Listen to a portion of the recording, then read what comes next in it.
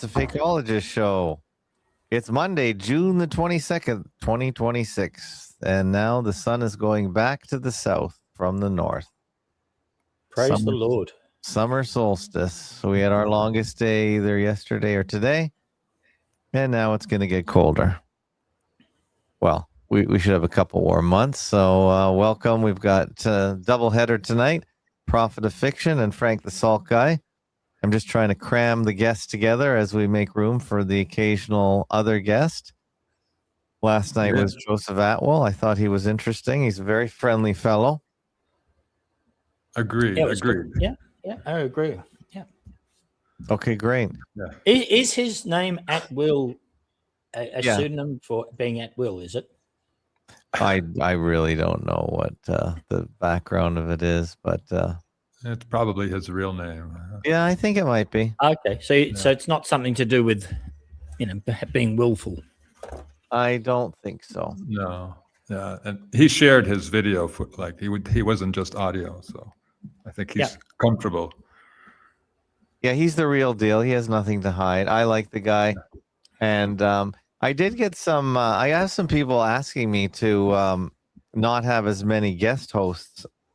They want me to go in solo a lot of the time, right? At least one person. I'm not going to say a lot of people, but I do like co-hosts because it does make it easier on my voice, and I don't have to prepare as much. But if I do have Joe on more regularly, we'll have to maybe just shake up the schedule a little bit. But I thought I'll have to give it some thought. Mm-hmm. Well, I'm always happy to step off the. Oh, you're very good. Yeah, there's no. Peter prepares for the show. That's the difference. So he has stuff to say. Yeah. Yeah. But next time, please ask Joseph to check out my work, because I can't help listening to his work and thinking, wow, what a different view of different take on literature and history. What, his take? Yes, yeah. I mean, what do you think the differences are? Well, he dismisses the literal reading of the Bible and believes some of the classics that inform him about the Roman families, whereas I dismiss all ancient. You get rid of all of it. Yeah, that's interesting. So he's sort of a half fakeologist in the sense. And so to bore you, Prophet, I basically, having come to the realization that I've assumed the world is flat all my life, especially as a professional mining engineer, and then I realized that the idea that you can have, an infinite vacuum and a place with an atmosphere on it, that's impossible, because effectively I've trained in physics, engineering, and commerce. And so as a result of all these things, and being a mining engineer of 40 years, and all the maps, all the models that we do, geological models, the what they call the digital terrain models, which is a digital representation of the topography of a place. Yeah. In all of that, we assume that that water will lie, an undisturbed body of water will be flat and horizontal. Yeah, I don't think there's anyone who actually uses the spherical model to calculate anything. The spinning ball model, it's completely unused. At all. It's the one thing I find the most amusing in if you like, I can't remember the word now. It's cognition. What is it? Cognitive dissonance. Cognitive dissonance. Thank you. Yeah. That is the most stunning one for me, is everyone telling me that they believe in the spinning ball, but they've never used it, and they can't recognize that they've never used it. Right. And so that led me to think the Bible is literally true, is where I'm coming from, because the Bible's the only book that describes such a system. Yeah, that could be true. I know it's one of the books. It may be the only one. Yeah. Okay.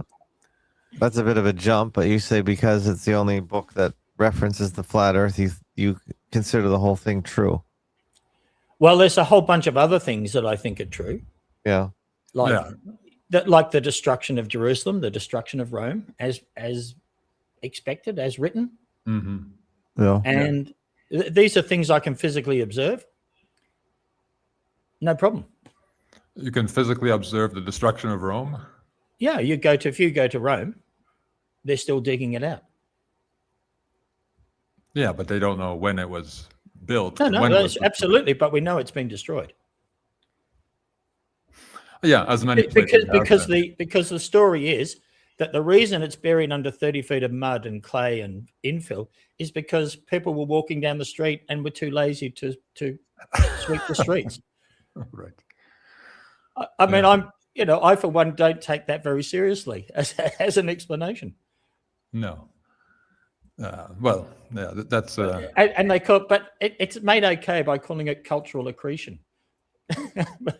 Right. Yeah. Well, it's also welcome. I think the accretion is on people's minds, isn't it, rather than anywhere else? Accretion of ignorance. Yeah. Yeah. Well, it's also a welcome mat to the mud flood people. Yeah. Yeah. Well, San Francisco was very much destroyed, but just not buried. There are other places with so-called mud flood evidence. And this is much more recent, not ancient Rome time. Oh, the problem is, do I believe ancient Rome was that long ago? I only think it was, 1,250 years ago. So. Yeah.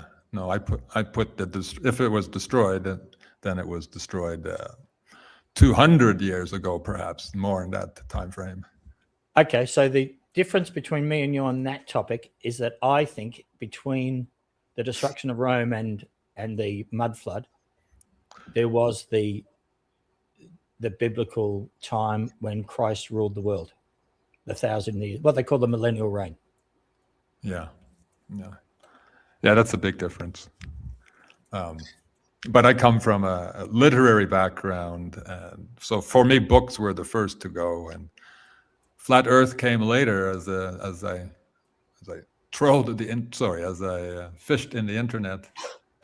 Yeah, but one of the things I do try and do to at least explicitly is to just call these things models. I don't know anything.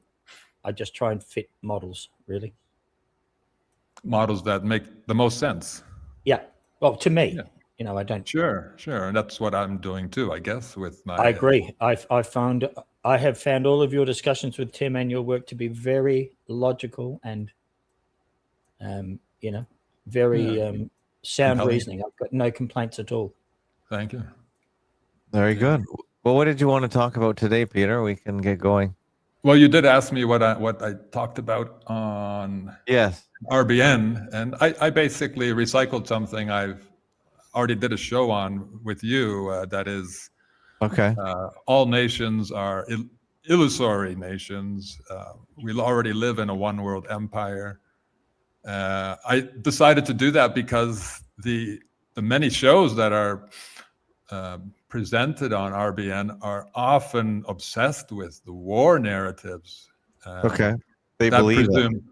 Yes, they believe it, and that's based on the idea that we have sovereign nations around us and that they are at war. So I tackled that. And where can we find that show? Is it online where we can look at it? Yeah, I've downloaded it. Revolution Radio, right? No, Republic. Oh, Republic Radio. Republic Broadcasting Network. Oh yeah, RBN. Yeah. Okay. And did Brian and Jenny get you on that? No, the host of that particular show just liked my work and decided to. Of course, initially I must thank Brian and Jenna for getting me in touch with Travis. But it's who is the host? A man named Travis. Travis. Okay, I'm trying to click on it. I don't know why it's not loading. Yeah, then it'll be in the archives. I can send you a link later. Yeah, send me a link. Okay, that's good. Do they have much of a listenership? I wish I knew. That's one of my complaints. Like how many people are listening. They didn't give me an answer, and I can't see any numbers. Okay. Right now, I can't even get on the site, so I'm clicking. But they have a YouTube channel. If that helps. No, sorry, that's not it. That's the wrong one. Okay. Well, good for you. So they're not easy to find. I've always found it difficult to download stuff from their website, so I don't bother. I don't actually bother. I just repost things on my YouTube channel. Yeah, they're in Round Rock. Okay. So did you upload the show to your YouTube? I did, yeah, as I do with our shows. Okay, that's good. I'll just try and go there then. And I'll see what we got there. Did you get any feedback on your YouTube? On your YouTube posting of it, rather? Of that particular show? Yeah. Yeah, I'm getting comments usually from regular friends now. I have to call them friends. Oh, okay. So yeah, it's always. Where is it? Positive. Oh, The Illusion of Nations. Yeah, in 2 parts. Okay. All right, that's good. So I got 1 hour here. That's their music, yeah. I think they played the Iranian national anthem for me because it was nation-based discussion. Okay, and you got all our listeners over there, Suzette Ann, Squirrel Waffin. Okay, good. Cool. I'll put a link to that in the show notes. Frank, do you listen to Republic Broadcasting? No, I don't, Tim. Okay, just too hard to access. I should add it to my mini. I've just been doing a lot of listening. Yeah. Oh, me too. Today I've been listening to Silas. Is that his name? Silas Speaks. Yep. Yep. Yeah, really like that. That was a good presentation on what's it called? Simulation and. Oh, he's not. He was arguing against it, I think. Yes, of course, but it was a good presentation on that topic. Silas Speaks. Yeah, and his friend Armand Ray. Yes, yeah. Very knowledgeable. I would disagree with his position on technology, but it was very informative and familiar. Really familiar topics for me because talking about philosophy, science, and religion shift. What's the word? Persuading us to dismiss the senses, the sensory world, the physical world, and focusing on the imaginary or spiritual. Okay, here's the other part of that show on my screen here. I'll link to that. Okay.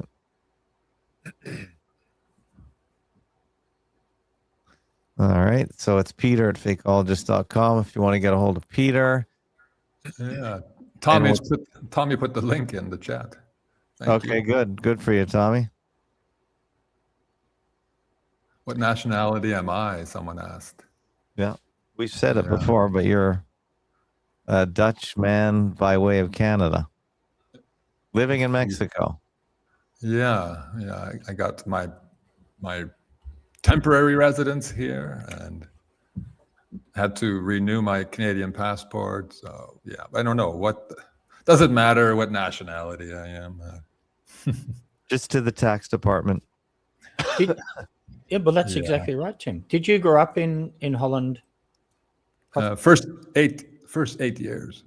Okay, so you're as Dutch as I am Australian. Yeah, that'd be fair to say. I was born in the UK. Born in the UK, but living you've in only Australia. spent 8 years. You've only had 8 years in Well, Australia? not even. I really don't remember anything about my childhood in England Oh, okay, yeah. because I came out when I was 4, and essentially I don't really remember anything from the time before I was 4. Yeah, that's too young for me too. You can't usually remember anything before you're 6, as far as I know. That's But I interesting. can't remember. I think 6 is the cutoff. I know you get people saying they remember stuff when they're 3, but I think those are stories that are told to them. Oh, I do have memories from 4 on because because we stayed in a hostel when we first arrived. Okay. An immigrant hostel, and I have very specific memories of, clear memories of that time, and the people that I was, knocking around with, as they say. Okay. Who's got that characteristic cough that I have? Am I not? You know what? Oh, I know what's going on. My panel is not working properly. Yeah, I see. Haven't got your cough panel. So my cough button's not working. I was wondering why I heard it. Okay, that's what's happening. I can probably kill my panel, and I'll have to do that later. Yeah, the buttons aren't working on it. Having a I hell. just use my cough button then. Yeah. Okay. Sorry about that. So I'm fascinated by this particular cough. I'm just not. Because it's just a mucus-induced tickle. For me, anyway. Well, doesn't it indicate that we've been overloaded with toxins? Isn't that the current pollen, paradigm?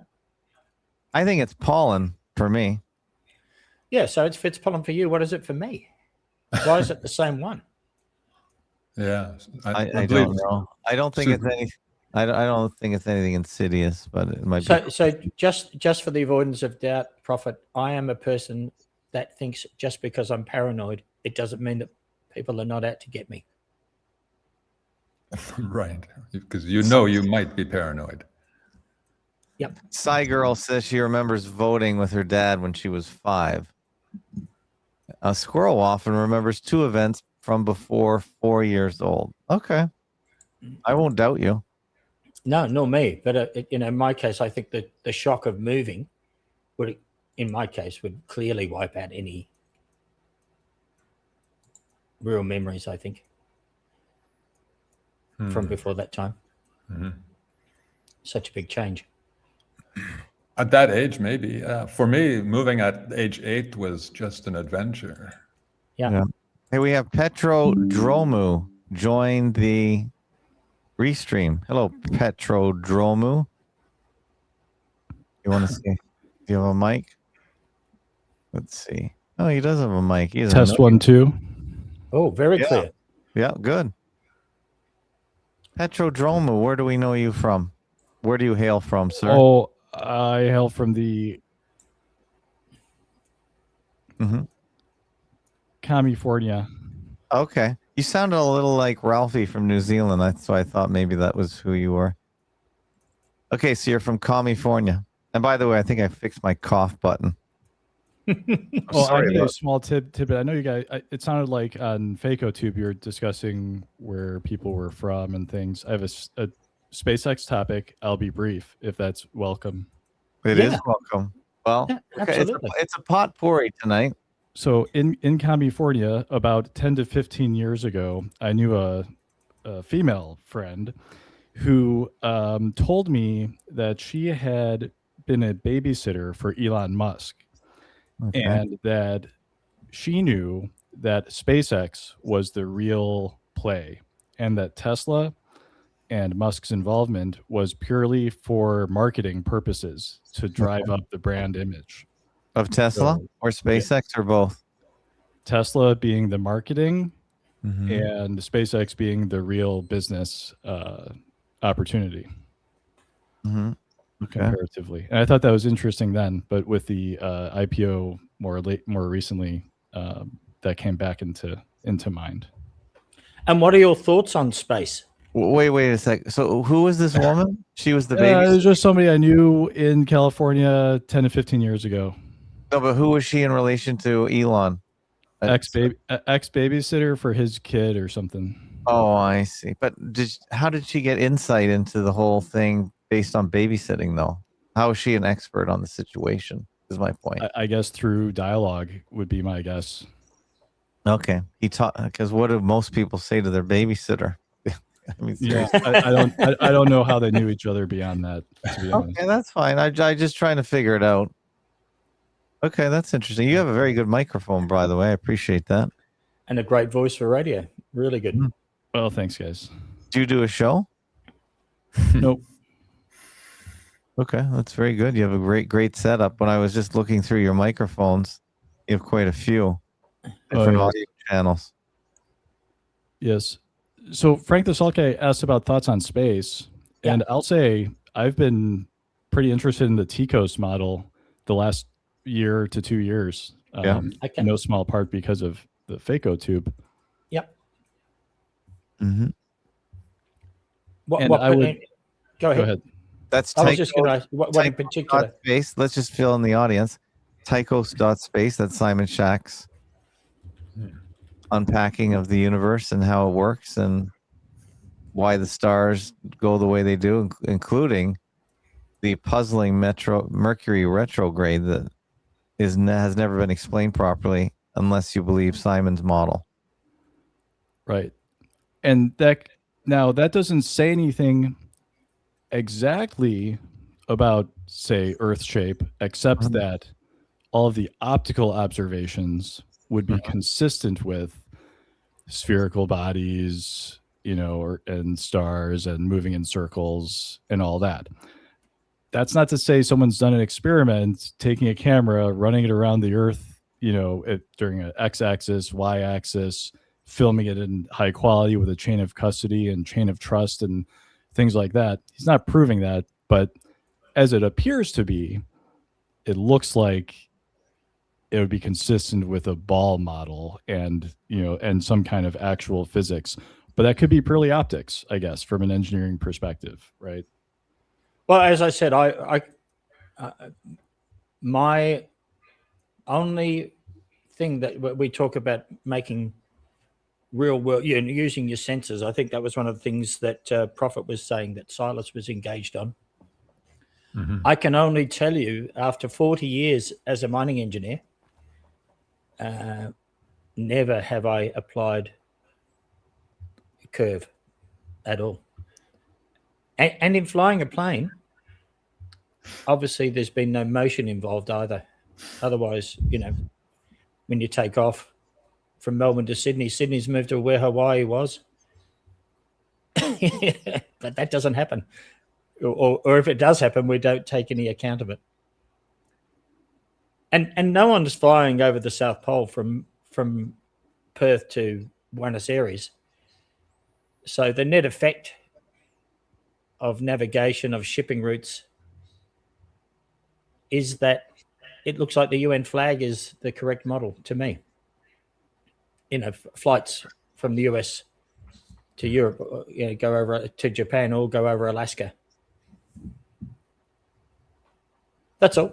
So these are the observations that I think make me think the UN flag model is pretty much the right one. All right, Petrodroma. Yeah.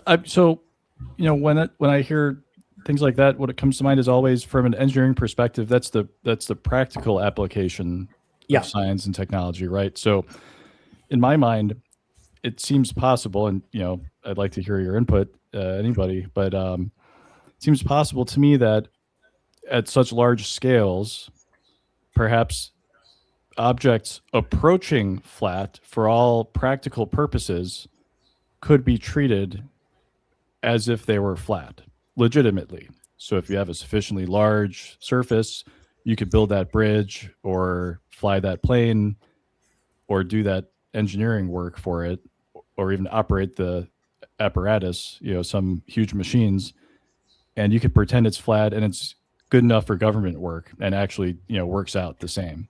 I think it's possible that if you have a long enough curve that maybe they're not mutually exclusive. Okay, so I can respond to that on this at this level. So, and then Peter, absolutely, if the the size of the sphere is very large, you can do that. But at the size that they're talking about, it's not large enough to hide that. So, for example, one of the first mines I worked at was a very large iron ore mine called Mount Newman in Western Australia, and the pit and the distance over which we did our surveying was about 10 to 15 kilometres in any one direction. Now, on that level, I've actually got a calculator to work out. You would expect the curve, the difference in height from one end to the other, to be a couple of meters bump in the middle. That you would now, when we're talking about surveying with these electronic devices, even back then with the Zeiss theodolites and so on, they were millimeter perfect, millimeter accurate. And I'm talking about working with the biggest mining company in the world that had the very best equipment. And even as recently as the last 10 years, working in Western Australia for the Cape Preston ore mine, it's the same situation. The idea that from one end to another you wouldn't pick up differences in elevation of that size compared to a straight line, I'm going to suggest to you is not realistic. It's not observable. Okay, that's interesting. I'm going to do some research on those theodolites then, because previously I had heard, the laser experiments, and those are easy to raise but discount. I think those are invalid because people assume that a laser is like a perfectly fine beam that goes perfectly straight, but it's of course a diverging beam, so you would pick that up, and that's kind of invalidated. And then I would otherwise assume that a rigid rod would be required that's cast or machined to some precision to actually establish a flatness over some great length. But the optical theodolite is the present suggestion, and I will take that for homework. Thank you, Frank. So before you disappear, And Peter wants to answer too. Yeah, I'll just finish it off. Let's say over a distance of, these are the numbers I've worked out. Over a distance of 12 kilometres, if you imagine one end is 12 kilometres away from another end, okay, the height of the curve between those 2 points is 10 metres. So if you imagine, if the ball was the shape that they tell us it is, if you're at point A and you're looking across to point B, the height difference of the curve between those 2 points is 10 meters, which is 34 feet or something. Now, the idea that a terrestrial survey wouldn't pick up that curve is a bit nonsensical. Okay. Okay, now Peter. Yeah, I'm going to play just for fun. I guess Frank did a good job, and I was going to say something similar, but just some funny ideas came to mind. There are flat salts, I think, in Peru or somewhere. Yes, huge. Yeah. Yeah, and we could play salt flat. You mean salt flats? Yeah. Yes, exactly. And Salt flats, yeah. and if you want to believe in a spherical planet, we could still say that, hey, the spherical planet has flat places on it just by coincidence. And or that laser beams actually curve because of gravity pulling it around the curved sphere, and maybe even eyesight gets curved by gravity. I don't know. That's if you believe in gravity. Yes, of course. Well, I want to also say that it's quite clear that over long distances, light does bend. And the reason light bends is because we are clearly there is no gravity, but we are in an electromagnetic creation. Yeah. A type of wet cell. Would a laser beam bend 10 meters down over 15 kilometer? No, absolutely not. It's not true. But what I suggest does happen is that if the Hebrew cosmological model is correct, that we're basically in a glass ball or a yellow submarine, if you like, as the Beatles call it, then towards the edge of that, where the electromagnetic field or the ether is going to start to be anisotropic rather than isotropic. So at the edges, I think there's going to be changes in what goes on with the way and as the sun moves around the Earth, you don't see a straight line all the time. It kind of, the cone is kind of curved in, if you know what I mean.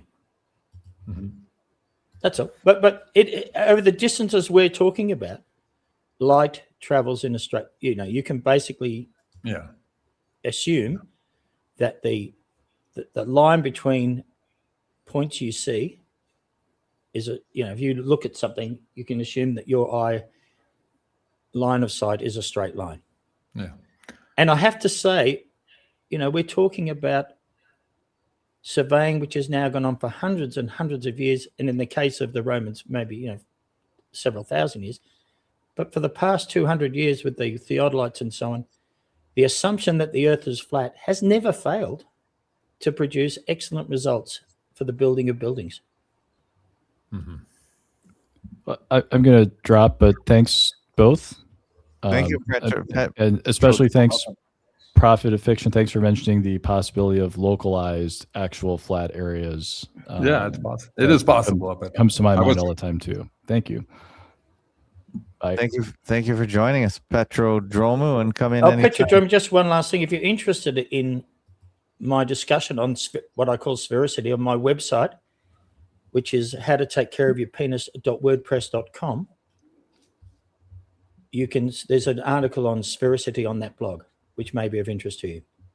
Thank you. Where is it here? I'm looking at your blog right now. Sphericity. Yep. Let me just have a quick look. Where is it, Frank? The page, the tag page should be called Sphericity. Okay, here it is. I'll put a link to it. Yeah. Frank rightly mentions that this model of the Earth is in the Bible, but it's not only in the Bible; it's in many other cultures, and that agrees. I mean, that could be coincidence, of course, but that agrees also with my theory that all this literature is produced by the same people. I 100% agree with you, Prophet.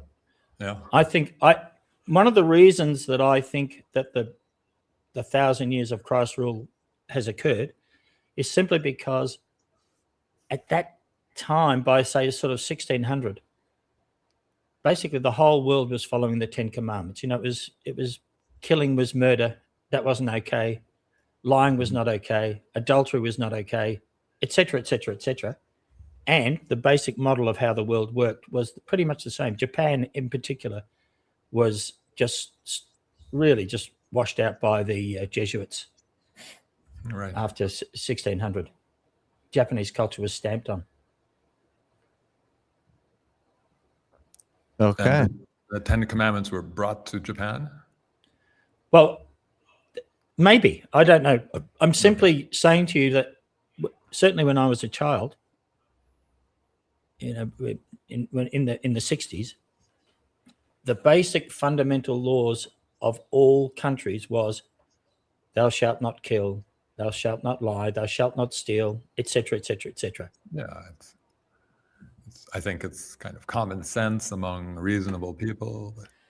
And that's what I'm told all the time. But I don't think the Romans have that same view. They're quite happy to, so the Roman world was pretty barbaric.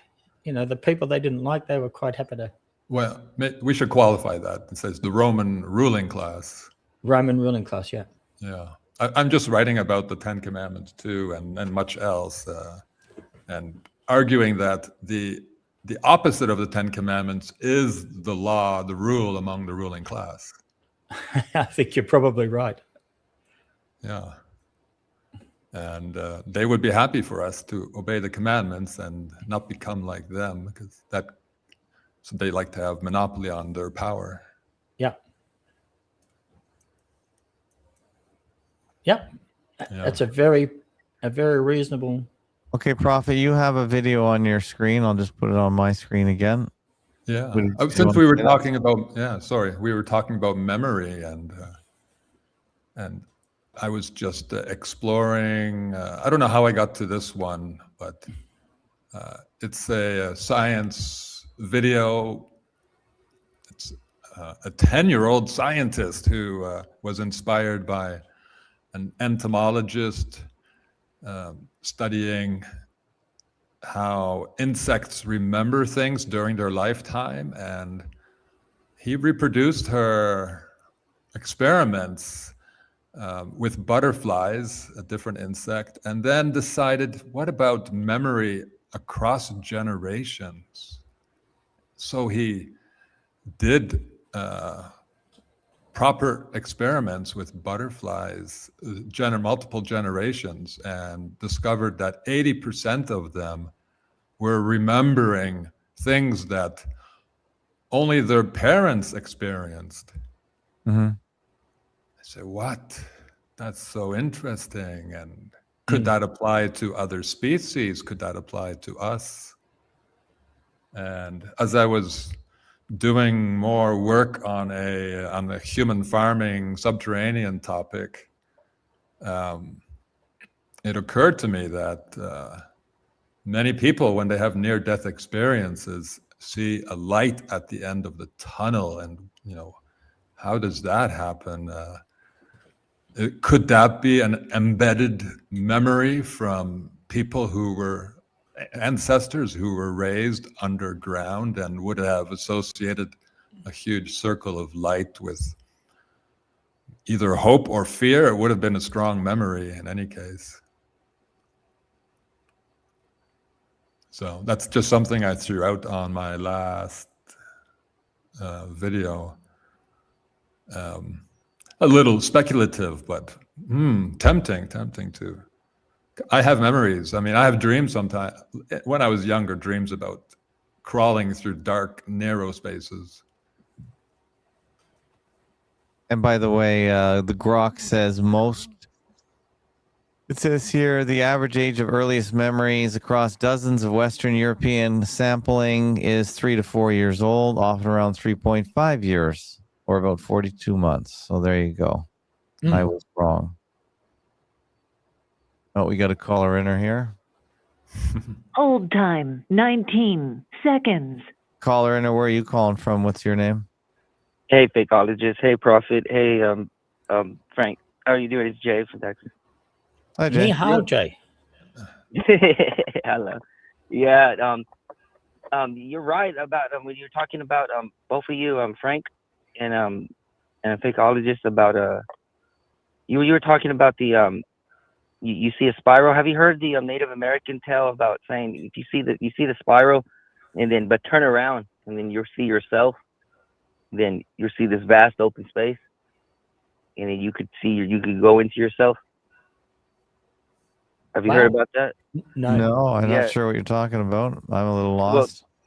Well, yeah, like a Native American lecturer was talking about it. He was from here. He was saying talking about the spiral. Say you see the spiral, but that's the point where if you follow it, you'll just reincarnate in this same place. And if you turn around, you'll see yourself, and you'll be out of that control system or something like that. Because it's just real interesting how Frank was saying like everybody was Christian in the 1600s, and I don't know if Frank or you, Prophet, if you know about the Spanish papal wrote a doctrine in the 1600s saying that everything they did to the Native Americans was wrong, and they were switching it. And then the British used this, I think it was called like something deaf or something like that, to convince people in Europe that the Spanish were treating the Indians bad. And then they came in with because I think the whole fighting, if you think, was it a progression of just a schism between Protestant and Catholic? Under my worldview, which is that at about that time, at about 1600, 1500, that was the end of the 1,000-year reign, more or less when Constantinople fell. That was the last of the Christian kingdoms. And after that, basically, Satan was loose to deceive the nations once more, and you ended up getting people like Henry VIII, who was pretty much full on evil, really. Everything against, like he wrote his own Bible basically. Yeah, and it just and the people that were, I mean, the Roman Christian Church and all those things, and the papal bulls, and it just went. It was awful, really. What happened to the people of Ireland? What happened to the people of America? All of essentially, as far as I can work out, the Caucasian race has been used as mules to destroy the world. And what do you think profit of the Quetzalcoatl being a Jesus figure or a Jesus interpretation? Sure. I mean, why not Buddha too, and others? There are many similarities. But wasn't the Quetzalcoatl? I'm sorry for interrupting, but wasn't the Quetzalcoatl like the original? Like, because you're in Mexico, right? And yeah. That was that's one of the real oldest religious figures practice, right?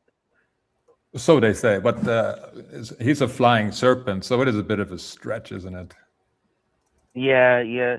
But the story is like he was mad at his own people, so he took off wandering in the desert, and it's crazy because we have the desert in the Southwest, and I wonder, like, because you know how you say the cannibals and they look for people. I wonder, like, do you believe, you and Frank, if there is like a lineage of that, like if Christ consciousness can appear in anybody, and when that happens, they looking for that. They're looking for those people. To Remember eat that them, you mean? what Snowden said. You mean to eat people with Christ consciousness? Well, because you know how you always hear these, I don't know which type of Christian sect it is, but they say covered in the blood of Jesus, covered in the blood of Jesus. I never hear Catholics say that. No. There's I think Baptists say it, but what some people say it, they sound like they're saying it figuratively. And then when you look back at the ancient rituals, that's what they would do, right? Human sacrifice, yeah. Yeah, that's how I would read it too, as a reference to. Yeah, do you think they're getting memories, like how you said with memories, and it's in our DNA, and then Betsy, that's what's in our blood, right? And well, and I think in this case, probably it's prompted by writings they have, songs they may have. And do you think with all these stresses that they put on us, with all these cataclysm and these fake things, it brings up that, what is it called, loose, right? Like this energy that they want. Because if you're in the positive state, since they're not connected with the positive state, they can't access it. So they put the person in a lower state so they could access it once they do whatever they do to them, right? Yeah, I would repackage that idea and say they want to prevent us from thinking clearly, and they want to keep us in a state of fear and hope and excitement and distraction. Yeah, because that's what the last guy, the last guest, Joe Atwell. Joe, yeah, he was saying about our media is just trying to control this narrative to make us not remember things that didn't happen too long ago, and it's just making us forget and making us lose our memories. Not recognize the patterns that are happening, and that's, to recognize patterns is to think. Yeah, I'm always forgetting to call into your to watch your show, because it's weird. Every time your show's getting on, something always distracts me and everything, and it's real interesting. Your show is real good. It's like the guy, like Joe said. He said you need shows like this because I guarantee you it's being targeted, especially the people who are calling trying to get information out. Because you see it all now.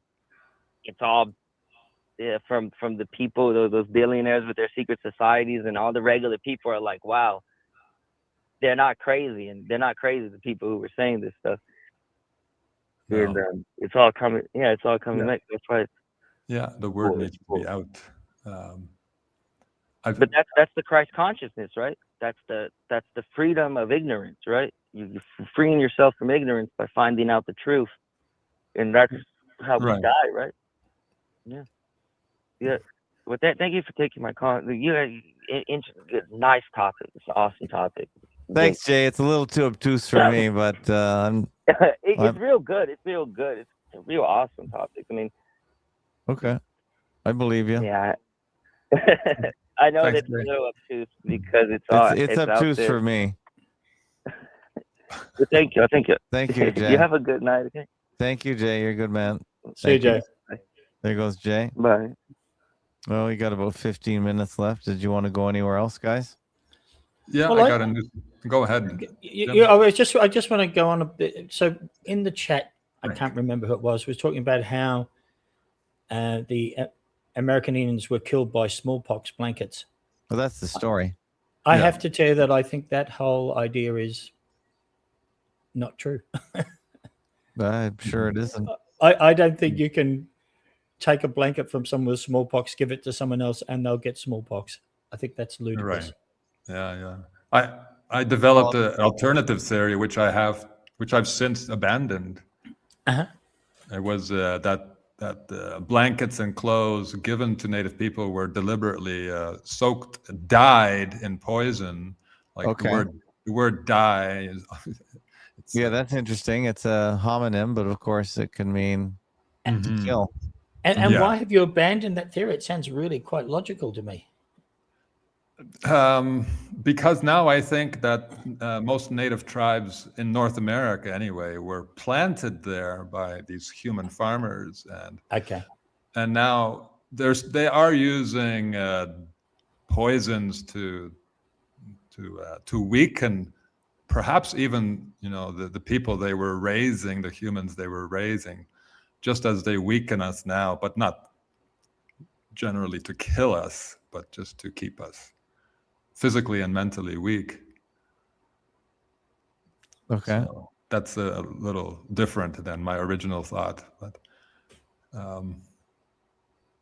what do you think of that, Frank? I agree with you. I think there is. Again, I'm just using the framework that I've got, Prophet, is that I think that about 1600, most of the world was empty, and the Europeans, the Portuguese, the Spanish, the English, the Dutch, they went out and basically, if you think about what we have observed, Australia settled it from sort of 1800 on, New Zealand the same, Canada pretty much, might have been a bit earlier, but essentially these countries, the Five Eyes that we call them now, these countries were settled here, and I think people moved into existing buildings. I mean, there's quite a lot of evidence that when the French sailed into Sydney in 1812, there were buildings there that are just so beyond the possibility of the story that it doesn't make sense. One of the buildings is the Sydney Conservatorium of Music, still existing, which was described by De Castro in 1812. Yeah, that's the Tartarian narrative. Yeah, and so I think, as I said, that it's in this case, it's not so much a Tartarian narrative; it's the idea that the people that were faithful to God basically vanished, went north, and there was many, stories about people making journeys and pilgrimages. In fact, in my view, the Great Wall of China was the path that people took to get to the heavenly kingdom. It's by called the way, there are many Great Walls of China, by the way, and it's not continuous. Yeah. And they were, it's possible that there were just simply protected paths on the way out. And they loop back onto themselves too, nearly onto themselves. But yeah. Well, anyway, that's just clearly. And so, in my view, your discussion about the natives just being planted there, I've got no problem with that at all. Right. Yeah, I think that the planet was lightly populated, especially in the temperate regions. The tropical regions, probably more population there, but because it's comfortable, if you can, if there are enough trees feeding you and you've got enough skills to plant and hunt, I guess. Yeah. It's very comfortable. You don't need any technology. You don't need any tools, basically. Well, unless you're hunting. But I discussed this also in the second hour of my RBN show, and a friend called in and mentioned, well, where are the mass graves of all these native people died of? At least their teeth. At least their teeth should still be found. Maybe. Millions. So but even where are the mass graves and where are the actual graves in America to account for all the people that have died? You mean from the supposed plague? Just regular no, people. I'm just talking about the number of gravestones that exist in the USA today and plots and so on.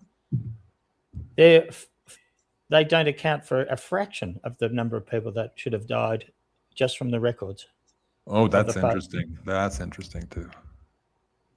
That either means the population numbers are wrong or something's happening to the bodies. All sorts of things. We don't know, but there is a significant discrepancy between the number of graves in the United States and what should have been the number of deaths. Right.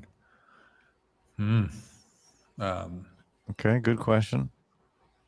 Yeah, it's the same with the so-called the mass genocides that happened in China and Russia, Ukraine. Where are those giant mass graves?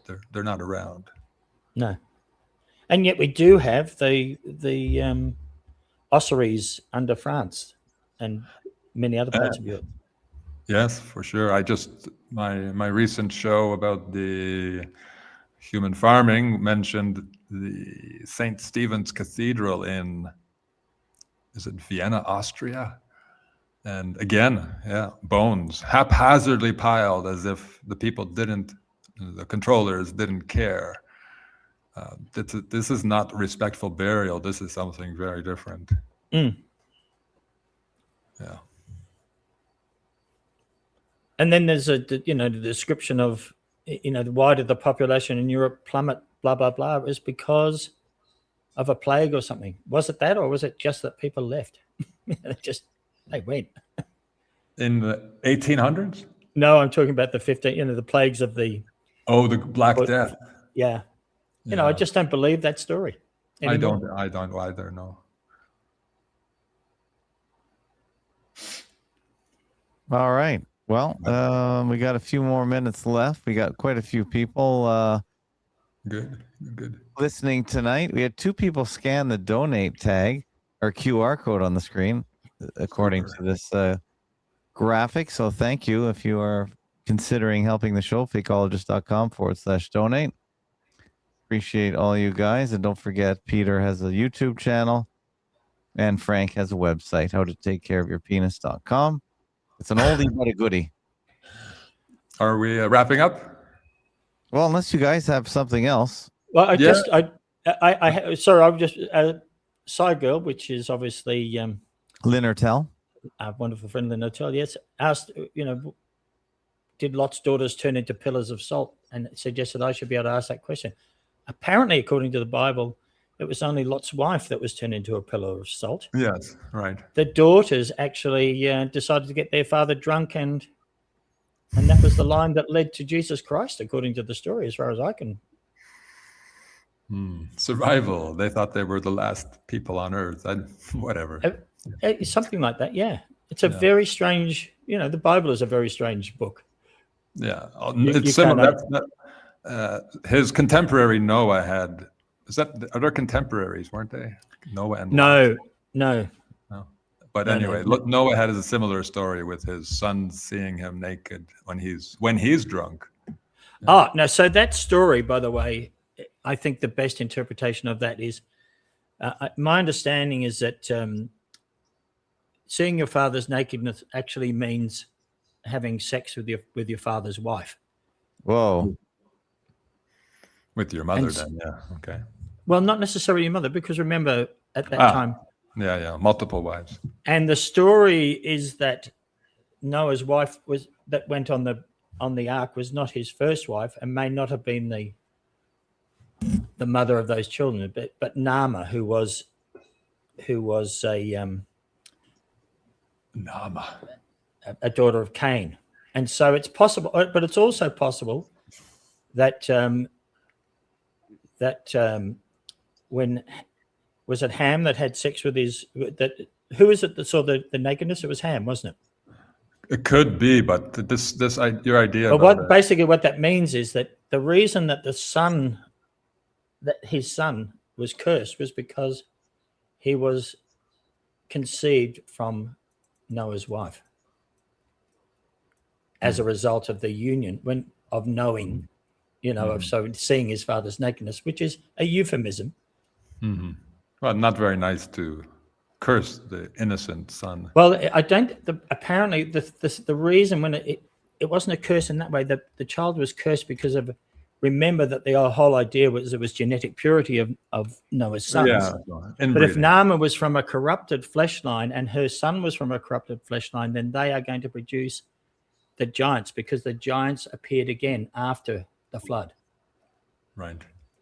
And so I think it's quite likely that the story is that the reason that that child was cursed was because it was born of corrupted flesh. Right. And that is a big theme in the Bible. Corrupted flesh. Or uncleanliness and so on. If I may, I'm going to share a couple of slides. Yes, go for it. Yeah. You may. Do I have? Am I sliding? You're sharing now.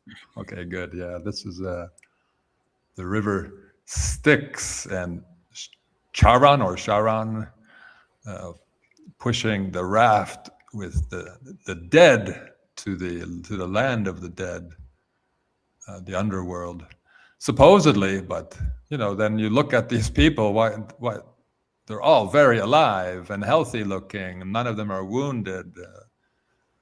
So is this really about bringing the dead to the land of the dead, or is it about bringing the living to some underground prison farm? There's a second one here. The people are always in good condition, even if this lady looks very tired, and some of these other passengers. This looks like Baroque art from the Baroque period. What is this? Yeah, the first one is by I didn't put the title. There it is. There's the state. It looks like Titian. The state Russian. Yeah. I find a lot of good paintings from that era. This one is interesting too, because the raft does not look like a raft, but it looks like it might be going through the air. But and we have fire behind them, it looks like, back there. And then we have this nobleman standing here with like a jester-like figure. Mm-hmm. So where are they going? Or maybe he's pushing off from the shore. But anyway, they're all in decent condition. No one is injured. And he's got this red sheet around him, which I suspect might be hinting at blood sacrifices, and adrenochrome. And well, they invented, the idea of pushing people across a river is never happened. Of course, it's just fiction, but it's based on something, and there you go. People used to transport cattle, not human cattle, I guess, over canals and rivers, very common in the Netherlands and England once upon a time. So that would be one of the origins of those images of people being transported over water, a river.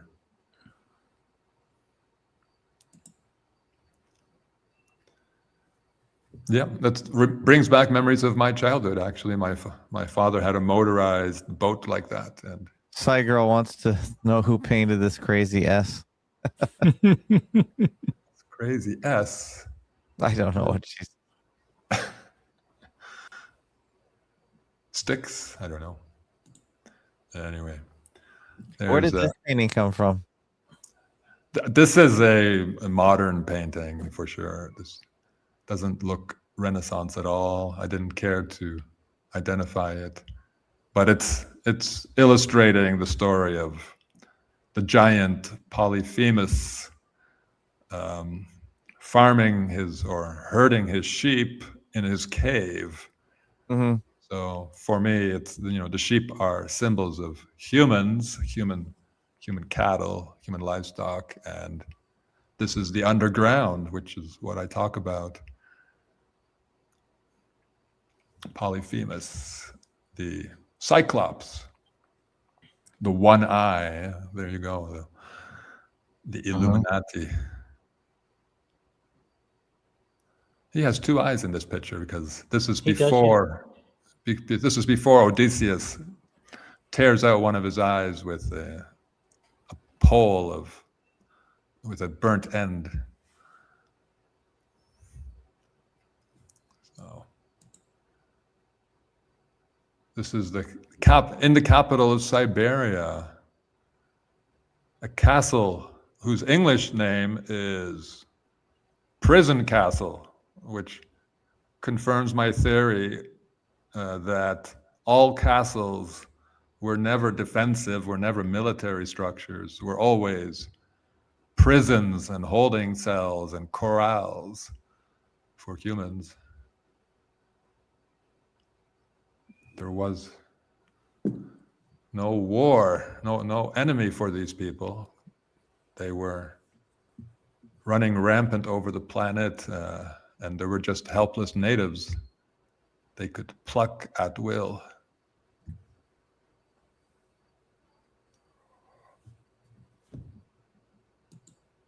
And there's a vast underground prison in Morocco.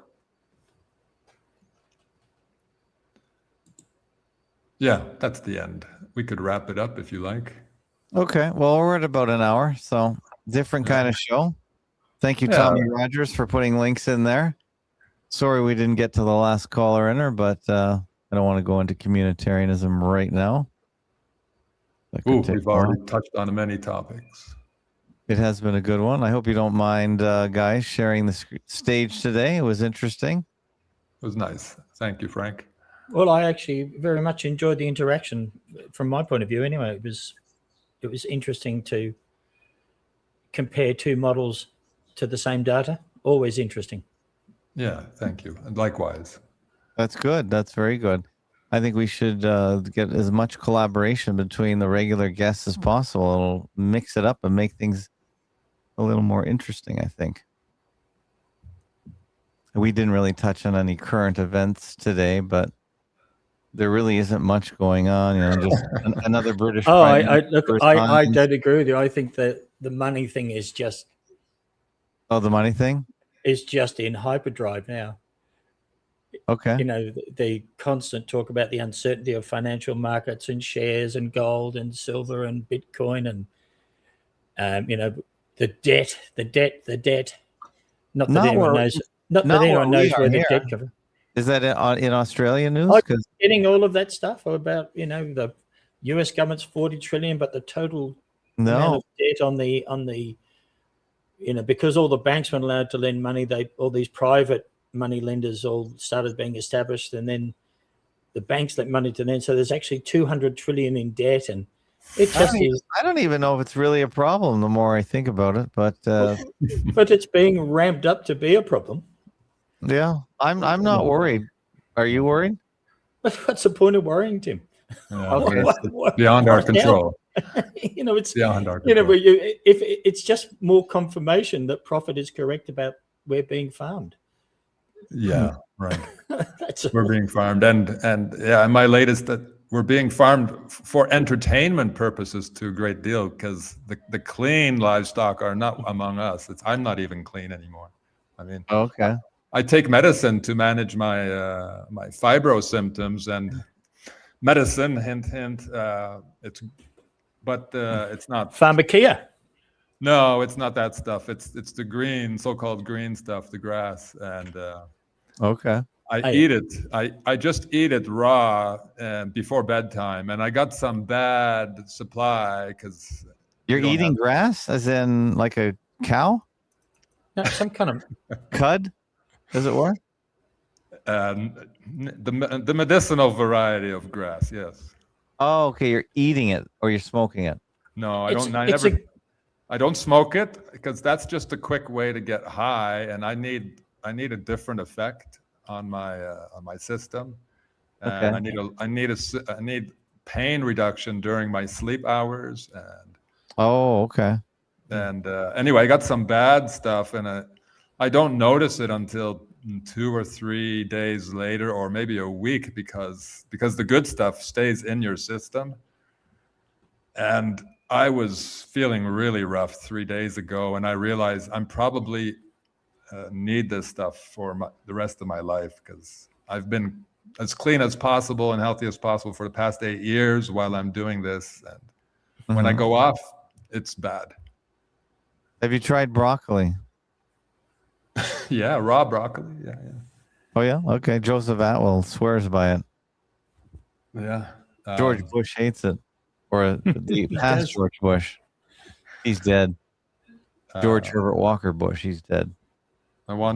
Before we sign off, I want to assure Lynn Ertel that I will do something on Count Dracula. Yes. That was funny. Okay. And I think there was an event in Montreal that Dookie Foot was going on and about in Montreal. Another shooting. We're having a lot of police shootings here in Canada. And we had one in our country where a guy called Dizzy Freeman was shot by police. Oh, okay. Well, no, I meant our cops are allegedly dying in various unfortunate incidents. So, and apparently that was happening in Montreal today. Not really following it, but the ones in Toronto are very suspicious in the sense that they all happened and were pretty much resolved within 24 hours, which is amazingly quick turnaround times in otherwise slow moving investigations, which is normal, I would think. But I haven't really got into it, but I just, on the surface, thought I'd bring that up. And yeah, I don't like raw broccoli, really.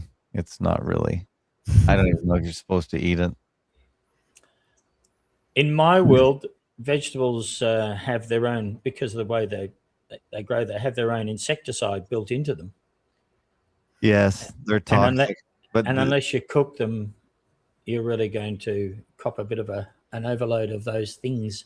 Yeah, I think Peter will disagree on that topic. Okay. Yeah, well, vegetables are not not the easiest to digest. I prefer fruit and nuts. Okay. Yeah. I eat nuts and fruit. Walnuts are especially good for you, I think. Yeah, walnuts and even better, pecans. Pecans, okay. I eat a healthy mix. I've heard that because they look like brains, they're good for the brain. And there's a few fruits that I've heard that story about. You know, things that look like something or other are good for that thing. I'm just telling you what I've heard. I don't know. I'm not trying to say it's valid or not. It was an interesting idea. Not bad. All right. Well, tomorrow Tim Osmond might be on. He didn't hear from him last week, and he didn't follow up. So we'll see what happens tomorrow. And he didn't perish in Seattle. Yeah. Right. Well, we did a live with him on the Thursday before, so I'll ask him if he's coming on tomorrow. Ask him if he thinks the Space Needle is a hypodermic symbol. I think he's talked about it a little bit. Oh, really? Okay. Maybe a little bit. I'm not sure. I thought I got that impression. For some reason, it's in my head that he did talk about it. Yeah. Okay. And we have the similar needle in Niagara Falls. It's built at almost the same year. And, of course, we have our CN Tower, which is a much bigger needle. Yeah. And nobody really talks about that. That doesn't come up in PSYOPs at all. So I think our needle's way bigger than their needle. Oh. And the Vatican's original obelisk had a point with a little sphere near the point. Yeah. Yeah, you said that. That's interesting. I showed So all it, kinds of obelisks and needles. Yeah, I predicted a nothing burger, and that's what we got. I don't know if they're up for a big spectacular psyop anymore. I'm not sure. That's on the agenda. Right. Yeah. What do you think? Do you think they really are? Do you think there's anyone in charge in the psyop department that is capable of a high-end production? Because I think those people are all gone. I personally think we're getting just leftovers and has-beens. We really haven't had anything really well coordinated. I think the greatest psyop minds are retired or dead. With from the boom. From the Is that why we boomers. can't get to the moon anymore? Well, really, We don't have the technology anymore. I think we just don't have the peak creativity. As the boomers were a large cohort of the population, and they were fairly homogenous. But I just don't think that exists anymore in so many ways, and that includes psyops. I think they're cooking up something new, maybe. No, I just don't think those people are around anymore. We can see the decline of movies, movie qualities. Movies, Tim, they're so terrible now. But Steven Spielberg just laid an egg, I think, with the latest. So he's not on his peak anymore, and you have to think that the movie business definitely was behind 9/11 in a big way with the coordination of the military. So if those people aren't around anymore, and then their apprentices are in charge, they're just not the same level of. So I just don't think we're going to see a big alien invasion psyop or nuclear. I just don't think the coordination's there. Comments, questions on that? I'm toying with the idea that we might be entering into a total simulation world in the near future, where that's why the data centers are so many and huge. And that's the only reason for them. I think that completely. Yeah, but I think they're going to be. I think they're going to be obsolete before they're all completed. Anyway, I don't see. I'm not sure what's happening with this AI thing. I think it's a lot of it's, and this is not my discussion. This is other people's. It's a circular economy where they sell to each other, and it creates a. Well, all that's what I would suggest to you, Tim. That all of that stuff all that stuff about circular money and circular money. It's just a blind because they're going to build them anyway, right? And all they want to do is have a plausible reason about why they got built. There is no plausible reason to build them, so they just have to create these narratives like what you said, that this NVIDIA is selling money to this. The whole purpose is now the economy is completely fake in every way altogether. Yeah. There is no real economy, but these guys wanted to build these data collection and control points. They're building them. There is no logical reason in the if you like in the the only thing it's world in the world that people believe in. There's nothing that can. How about for archival purposes? No. Yeah, but it is. So that's what I'm saying. The whole thing is just being done just to create these data centers, have them built, and then the control system can come in, the control grid, where you're surveilled all the time, non-stop. That's all it's about. I don't. What can I know? We've talked about this before. I don't really see what control grid. Silas made an interesting argument on the video you posted. He said he kind of agrees with you that the surveillance isn't even necessary, and it's kind of dangerous. It's better to convince us to surveil each other, which is I agree, as we did during COVID. Don't forget, the cameras never work. Don't forget that. When it comes down to it, they never work. If it's not for surveillance, there must be another purpose, and that's why I'm toying with the idea that they'll create a very simulated world for us with personalized AI friends, AI gods for everyone, AI angels. That might be true. Yeah. Well, the simulation is really, really good. But then there's a lot of horsepower. But they've also said that all these LLMs you could just run on a Mac Mini. You don't need these data centers to process all these just giant piles of data, because most of the questions you could answer on your own model, on your own computer. I'm open to that. Yeah, for sure. Just asking questions, and getting info like that. It's kind of like, what it's kind of like. The analogy I would hold is the torrent. For instance, we don't need Netflix streaming movies. None of us need to get them streamed. We could just have one copy networked and replicated through torrents all around the world and on all our devices. So there'd be no streaming. So there's no need for a continuous connection between the data center and you with the distributed, decentralized computers. Absolutely. But there's no money there, so they have to be able to monetize and metricize, and the only way you can do that is with a stream. And it's sort of similar to the LLMs. We don't need to connect to the Borg for every request. We can have all the information on our local machine, even our phones, with the memory capacity. So I think all information could be put on a phone that's known in the whole world at this point.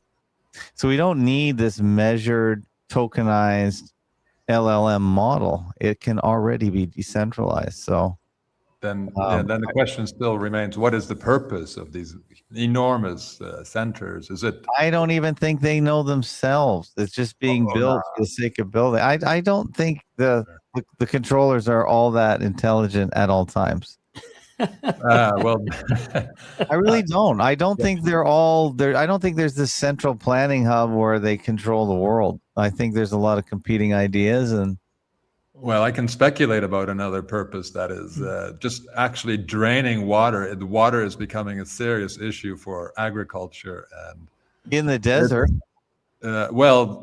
Desert. Most of American produce in the Midwest is dependent on aquifer water, and that's being drained even just with farming alone too quickly. And these data centers, no, I don't buy that. The data centers, if they have a problem with cooling in data centers, just put them by the Great Lakes.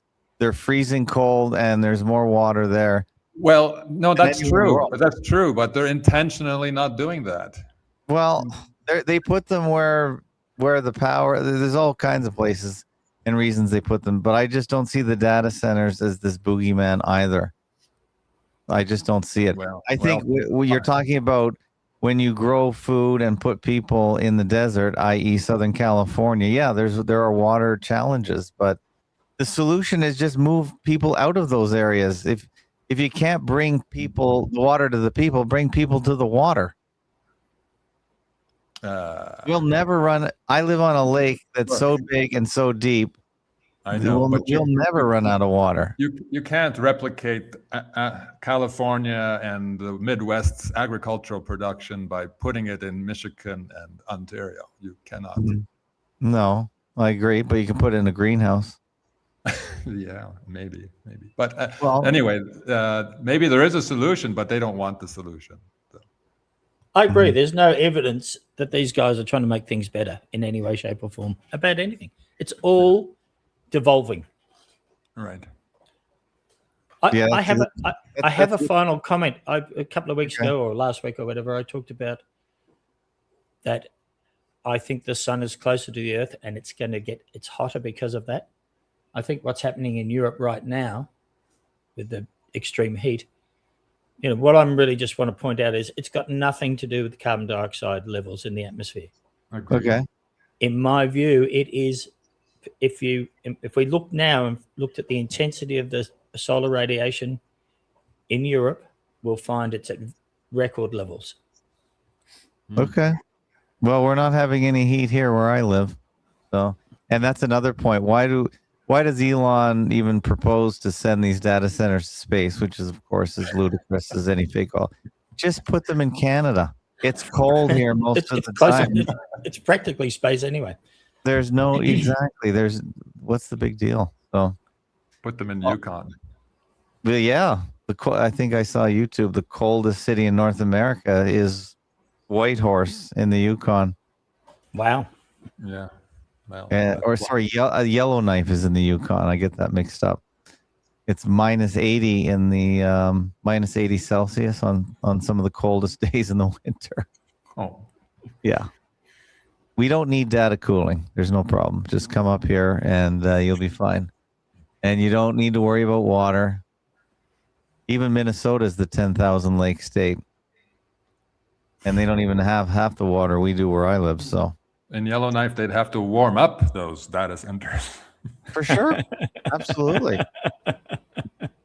Bring on the global warming. I've always said in Canada, we need it. I know you don't have the same view in Australia because it's much hotter, much sunnier, much longer, but it's not the case where we live. Well, I hope we're going to finish with my favorite pop song closing. Don't go chasing waterfalls. Stick to the rivers and lakes you're used to. Who's that? Is it? Oh, I can't remember. Is it the Black Eyed Peas or something? I don't know. I've been playing music lately. No, I've noticed that. I've just I heard you say that the other day. Don't go chasing waterfalls. Stick to the rivers and lakes that you're used to. I remember that song. Well, it always makes me laugh as a bit of, pseudo. Is it TLC? Yeah, that sounds right. Pseudo philosophy. TLC. Okay. All right. Thanks for joining, everybody. We'll see you tomorrow. Tim Osmond says he'll come by. Thanks for letting me join your show. And likewise, I think, Frank.